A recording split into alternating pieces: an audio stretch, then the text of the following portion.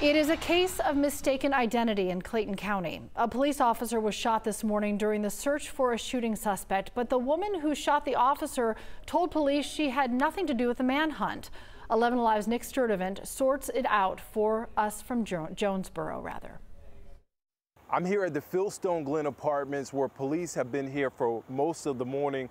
The police chief told us earlier that officers got here about 4 a.m. This initially came in as a shots fired call. The chief says when they arrived, the person who made the call told officers that he had been in a fight with another man who shot at him. While looking for the person who shot at the man, the chief said that one of the officers shined his flashlight onto a front patio door, and that's when the chief says someone from inside the apartment shot him. The chief says the people inside believe someone was trying to break in.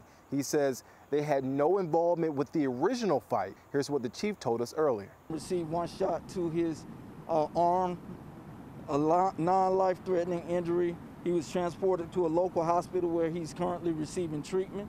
I anticipate that he'll be released today. He's doing well. I've spoken with him. And police say they were not able to locate the person suspected of firing at the original caller, but said they were able to find evidence of gunshots. Nick, thanks a lot. The woman who opened fire on the officer was arrested.